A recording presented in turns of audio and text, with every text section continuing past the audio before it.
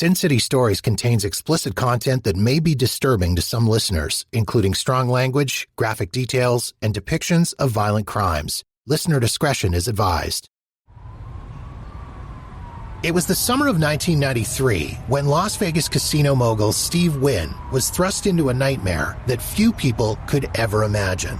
In a brazen late-night plot that seemed to come straight out of a Hollywood thriller, Wynn's daughter had been kidnapped, abducted from her own home, and held hostage by two men who were now demanding that Wynn hand over a huge ransom. Since its founding on May 15, 1905, Las Vegas has gone from being a small railway stop in the middle of the Mojave Desert to a glittering neon oasis of gambling, shopping, fine dining, and entertainment, welcoming tens of millions of visitors from around the world every year. Through its relatively short history, the city has been witness to over a century's worth of murder, robberies, arson, and mayhem. And that's what we're here to share with you. In collaboration with mayheminthedesert.com, this is Sin City Stories, Vegas True Crime. The sordid tales behind the stranger-than-fiction history of fabulous Las Vegas, Nevada.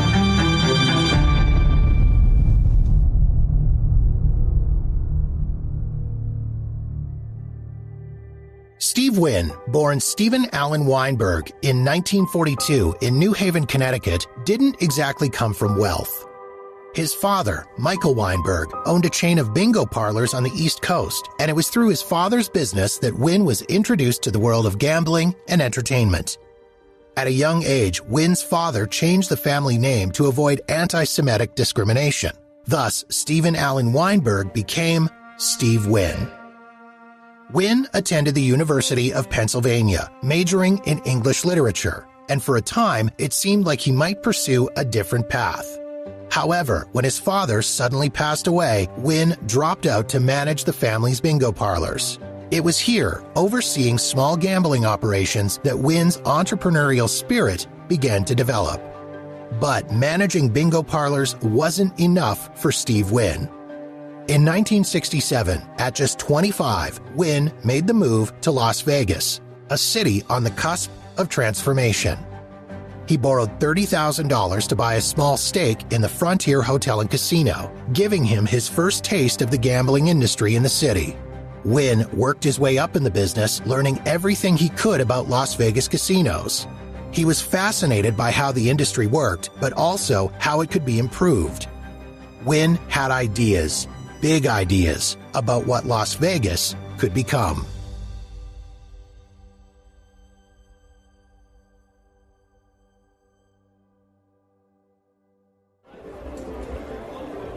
Fast forward to 1989, and Wynn was no longer a newcomer. He'd acquired the Golden Nugget in downtown Las Vegas and turned it into a major player. But he had bigger ambitions, and those ambitions culminated in the creation of the Mirage. The Mirage was a game-changing property that opened in 1989. The Mirage wasn't just another casino. It was the first mega resort on the Strip and set the standard for the Las Vegas of the future. It had everything: luxury rooms, world-class entertainment, a giant volcano out front, and a level of opulence that had never been seen before in the city. At the time, the $630 million price tag seemed astronomical, but Wynn had an instinct that people would be willing to pay for an immersive experience. And he was right. The Mirage was an immediate success and laid the groundwork for the modern-day Las Vegas we know today, a place where entertainment, luxury, and spectacle are just as important as the gambling itself. Building on the success of the Mirage, Wynn turned his attention to his next major project, Treasure Island, which opened in 1993. While Treasure Island was marketed as a more family-friendly resort with pirate-themed attractions and spectacular shows, it still carried Wynn's trademark attention to detail and grandeur. Once again, Wynn had tapped into what the public wanted, and Treasure Island was another massive hit. But perhaps Wynn's most iconic achievement came in 1998 with the opening of the Bellagio. At a cost of $1.6 billion, Bellagio wasn't just a casino. It was a palace. Inspired by the lakeside towns of Italy, Bellagio featured high-end art galleries, five-star restaurants, and its now famous dancing fountains. The Bellagio wasn't just a place to gamble, it was a place to experience luxury on a grand scale. Wynn's ability to seamlessly blend art, architecture, and entertainment made him not just a casino owner, but a cultural icon in Las Vegas. He helped to redefine the Strip as a luxury destination, attracting high rollers and international tourists. By the early 2000s, Steve Wynn had become synonymous with Las Vegas itself. His ability to continually innovate and elevate the city's profile made him one of its most influential figures. His net worth soared into the billions, and with it, so did his reputation as a man who could build dreams in the desert. Wynn wasn't just a businessman. He became part of the fabric of Las Vegas. His wealth and status made him a powerful figure in the city's social and political circles. He was known to be meticulous and demanding, with a reputation for perfectionism that extended to every aspect of his life and business. But his success also made him a target. Steve Wynn's relationship with his daughter Kevyn has always been close. Kevyn, born in 1967, grew up in the world of luxury and excess that her father created. But she's often described as grounded and private, preferring to stay out of the public eye. However, in 1993, Kevyn found herself thrust into the spotlight in a very terrifying way. It was July 26, 1993, a hot summer night in Las Vegas. Kevyn Wynn, 26 years old at the time, was living what many would consider a glamorous life. As the daughter of Steve Wynn, one of the city's most influential figures, Kevyn was used to the luxuries and privileges that came with being part of Las Vegas royalty. But that night, she would be thrust into a horrifying ordeal. The kidnapping occurred at Kevyn's home. Two men, later identified as Ray Cuddy and Fernando J. Garcia Bloom, had meticulously planned the crime. They had been watching Kevyn for weeks, studying her routines and the security surrounding her. Their plan was to target her while she was at home, away from the public eye and the heavily guarded properties her father owned. Ray Cuddy, one of the kidnappers, was an ex-convict with a background in petty crime. But this time, he was aiming for a much bigger score. His accomplice, Jay Bloom, came from a different background. Bloom had connections in the Las Vegas nightlife scene and was known to rub elbows with influential figures. Together, they devised a plan to abduct Kevyn and demand a hefty ransom from her billionaire father. Cuddy and Bloom weren't professionals, but they were desperate. And desperation can sometimes drive people to take risks that others wouldn't. Their hope was that the Wynn family's immense wealth would lead to a quick payoff. On that July evening, the kidnappers made their move. They broke into Kevyn Wynn's home with the goal of taking her hostage without raising any immediate alarms. Cuddy and Bloom entered the property armed and masked. Kevyn, unaware of what was about to happen, was ambushed in her own home and forced at gunpoint to comply with their demands. The kidnappers blindfolded her, bound her, and quickly whisked her away. The kidnappers knew that time was of the essence. They needed to get the ransom quickly before law enforcement got too deeply involved. Once Kevyn was safely under their control, the kidnappers made the next move. They placed a call to her father, Steve Wynn, who was at the Mirage, one of his many iconic Las Vegas resorts. On the other end of the line, Wynn heard the chilling words no parent ever wants to hear. "We have your daughter." Cuddy and Bloom demanded $1.45 million in ransom money in exchange for Kevyn's safe return. They were clear and direct. Wynn needed to act fast, or the consequences would be severe. Steve Wynn, a man who was used to making high-stakes decisions in his professional life, now found himself facing the ultimate gamble. He could involve the police, but that risked escalating the situation and putting his daughter's life in danger. Or he could simply comply with the demands and hope that the kidnappers would honor their word and return Kevyn unharmed. Wynn's decision was swift. He immediately agreed to pay the ransom. His priority was not to engage in a standoff, but to do whatever it took to ensure Kevyn's safety. As a father, this wasn't about his vast fortune. It was about his daughter's life. He cooperated fully with the kidnappers, gathering the $1.45 million in cash as instructed. The kidnappers had carefully laid out the terms. Wynn was to drop off the ransom at a designated location, a parking lot at the Desert Inn Hotel. Wynn followed the instructions to the letter, hoping that by doing so, his daughter would be returned to him unharmed.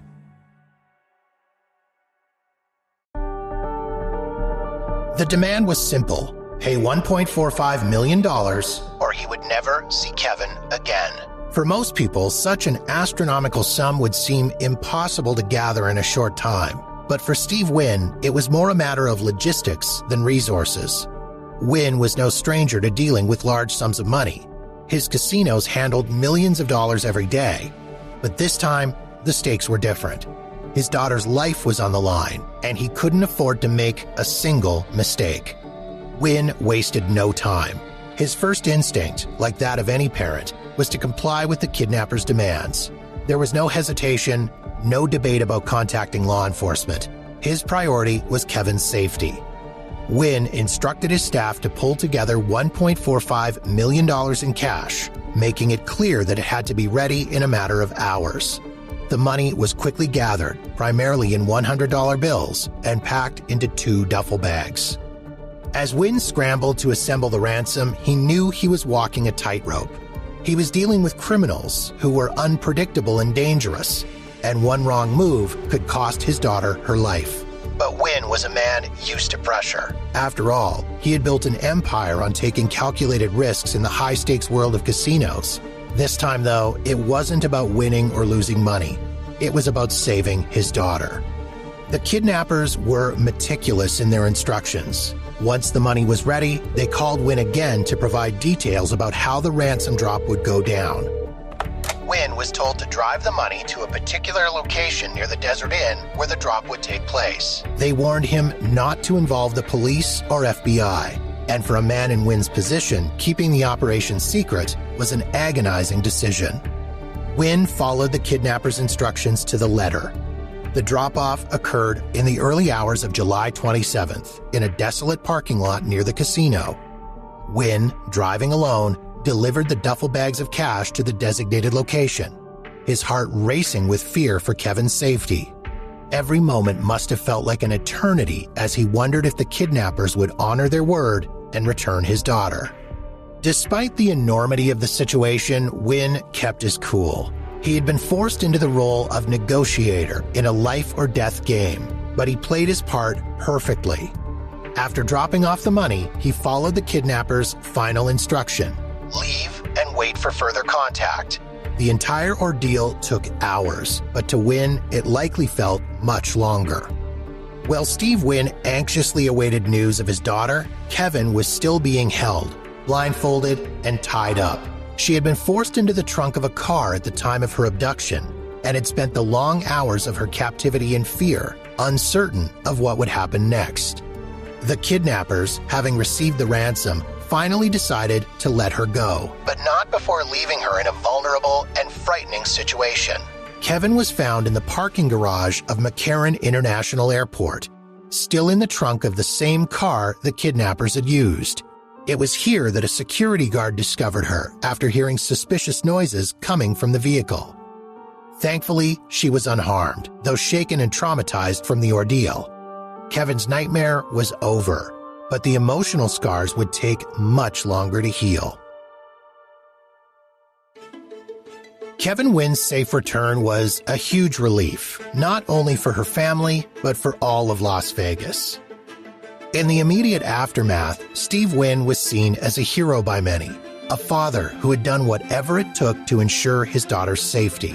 His quick thinking and willingness to cooperate with the kidnappers undoubtedly saved Kevyn's life. However, the emotional impact on the Wynn family was profound. Wynn had always been a public figure, known for his confidence and control over the casinos he ruled, but this incident showed him that no amount of wealth or power could protect him from the vulnerabilities of fatherhood. It was a reminder that for all his success and influence, he was still human. For Kevyn, the psychological aftermath was equally heavy. Though she was physically unharmed, the trauma of being kidnapped, bound, and blindfolded left deep emotional scars. In the months and years that followed, she remained largely out of the public eye, trying to rebuild a sense of normalcy in her life. Steve Wynn, on the other hand, responded to the ordeal by increasing his family's security measures. The kidnapping had shaken him to his core, and he became far more protective of his family's privacy. While he remained a dominant figure in the Las Vegas casino world, his personal life became more guarded. Following Kevyn Wynn's safe return on July 27, 1993, the priority shifted from ensuring her safety to hunting down the men responsible for her abduction. Although Steve Wynn had complied with the kidnappers' demands and delivered $1.45 million in ransom, the authorities wasted no time getting involved once Kevyn was found. The FBI took the lead in the investigation. Given the high-profile nature of the case and the substantial ransom involved, it quickly became a top priority for the Bureau. From the beginning, the FBI agents assigned to the case knew they had to work quickly. The kidnappers had successfully extorted millions of dollars, and now it was a race against time to catch them before they could disappear with the money. Investigators began by retracing the steps of the ransom drop and the events leading up to Kevyn's kidnapping. This included reviewing security camera footage from the various locations involved: Steve Wynn's Desert Inn Casino, Kevyn's apartment complex, and the parking garage at McCarran International Airport, where Kevyn had been found. The FBI knew that surveillance would be key to identifying the kidnappers. The breakthrough came from security cameras at McCarran International Airport, which captured the men dropping Kevyn off in the trunk of a car. Though their faces were obscured, investigators used the footage to track the vehicle and gather clues about the suspect's movements. Additional camera footage from Spanish Trails, the gated community where Kevyn lived, helped the FBI piece together more information. The men had followed Kevyn to her apartment the night of the kidnapping, and their vehicle had been recorded entering the neighborhood. From these videos, the FBI gained critical details about the vehicle used in the crime, including its make and model. With this information, the FBI worked closely with local law enforcement to identify the owners of similar vehicles. It wasn't too long before they zeroed in on Raymond Cuddy and Jay Bloom, two men who were already known to law enforcement for their criminal backgrounds. Cuddy, a former construction worker, and Bloom, who had connections to the entertainment industry in Las Vegas, fit the profiles of the kidnappers and had been in financial trouble at the time. With the suspects identified, the FBI moved swiftly.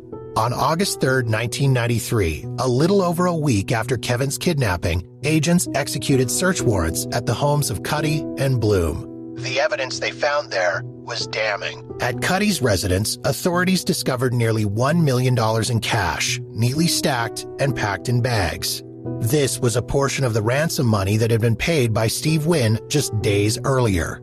In addition to the cash, investigators found notes and other materials linked to the kidnapping, including documents detailing the plan to abduct Kevyn Wynn. Cuddy had clearly not anticipated such a quick investigation, as much of the ransom money had yet to be laundered or hidden. At Bloom's residence, the FBI uncovered further evidence linking him to the crime, including communication devices that had been used to contact Steve Wynn during the ransom negotiations. Though Bloom had already spent some of his share of the ransom, authorities were able to recover additional cash and track his spending, which helped build the case against him. Both men were arrested without incident. The swift capture of the kidnappers was a huge relief for the Wynn family and the Las Vegas community at large, though the trial and sentencing would soon bring even more details to light. The case against Cuddy and Bloom was rock solid. The recovered ransom money, security camera footage, and evidence from their homes left little room for doubt about their involvement in the kidnapping. Both men were charged with kidnapping, extortion, and conspiracy. The trial began in early 1994, and it attracted widespread media attention, given the high-profile nature of the Wynn family and the brazen nature of the crime. During the trial, prosecutors laid out the entire plot, from the moment the men began planning the kidnapping to the final ransom drop at the Desert Inn. Testimony from law enforcement, FBI agents, and even Steve Wynn himself painted a clear picture of the desperation and greed that had motivated Cuddy and Bloom to commit such a reckless crime.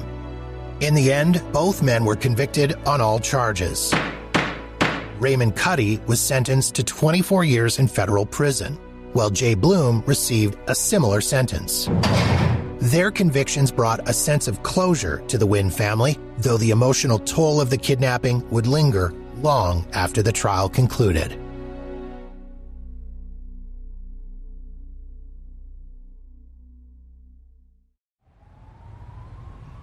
Kevyn Wynn's kidnapping was a wake-up call for Las Vegas's elite circles. After all, Steve Wynn was one of the most powerful figures in the city, and the fact that his daughter had been abducted so easily raised serious concerns about security for other high-profile individuals. As a result, private security teams became more commonplace, and many wealthy residents installed state-of-the-art surveillance systems in their homes. The Las Vegas casino industry was impacted as well. Many of the city's biggest players realized that the visibility and fame that came with being part of the scene also made them vulnerable.